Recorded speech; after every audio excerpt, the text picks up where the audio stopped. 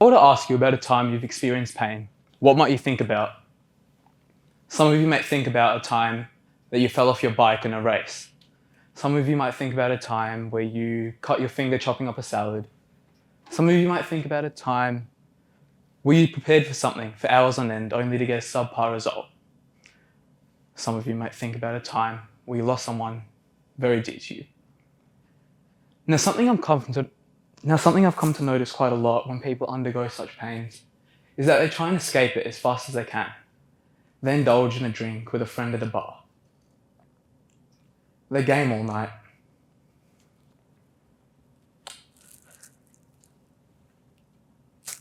They try and forget as fast as they can. Try and push it down. Now I understand if you cut your finger, you might want to get a band-aid on the wound, but to the latter I try and approach differently.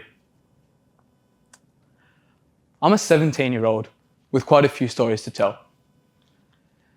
Today I'd like to tell you about the one where I lost my biggest illusion, the one that I thought I'd one day marry. Now, it wasn't just her leaving that brought the pain for me. Rather, it was her absence revealing the void that had been there the entire time.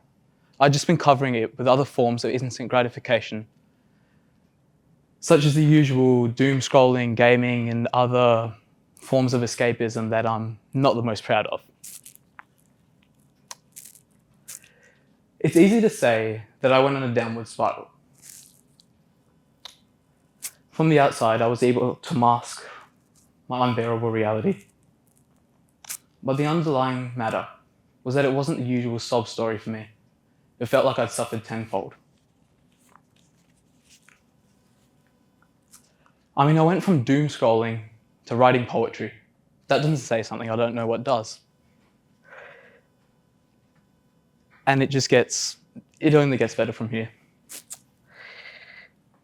Karate State Championships 2023 and Karate World Cup 2024. You might be wondering, what does this mean? Well, if you remember at the start of today, I talked about preparing for something for hours on end only to get a subpar result.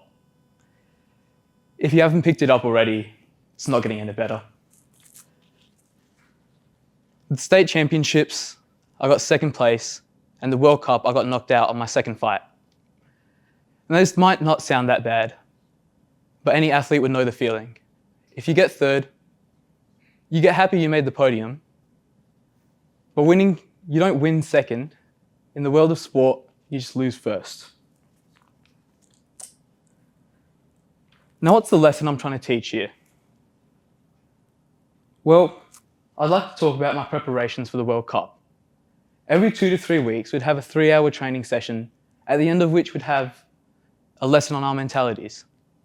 Now, I do remember a few, such as the power of visualization, the power of anticipation, but it's the last one that stuck with me. Our sensei told us that pain's inevitable in the World Cup. You defend a punch to the face, and next second you get a kick to the ribs. But it's how you approach the pain that matters.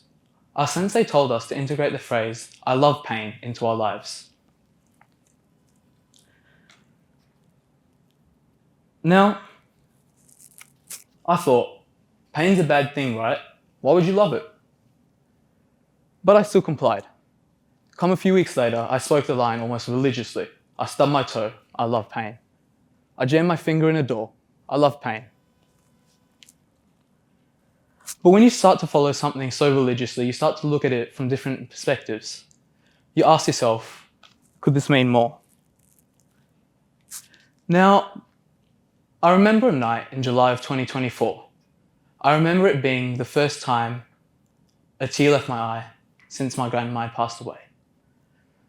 But I also remember that odd saying, "I love pain," was the only thing that got me through that night.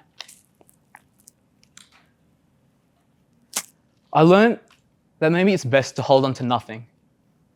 That maybe you let go of everything, but if you do hold on to something, make sure it's worth the pain. Because then you can truly tell yourself that you love the pain.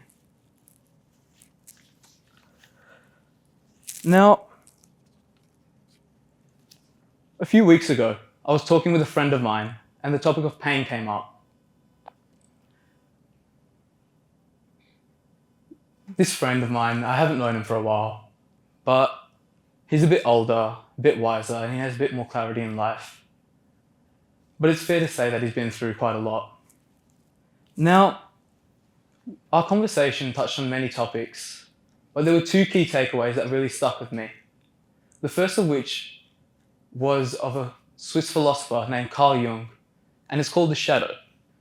The shadow is pretty much the repressed aspects of one's personality that through a process of meditation can be resurfaced, like shining a light upon it. And the second key takeaway, I think, brings today to a close perfectly. I asked my friend what he thought of that line, of that odd saying, "I love pain." What he told me that day really stuck with me. He told me that, it's an interesting saying, but maybe instead of telling yourself that you love the pain, ask it in a different way. Ask yourself, I feel and accept this pain for what it is. But what's it trying to teach me? Because all life is a series of lessons. If these lessons seem too hard, you could back away, or you could accept the pain and learn and grow. Now, today, I'd like to leave you with one key takeaway. That maybe pain isn't all what you think it is.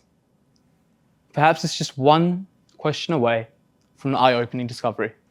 Thank you.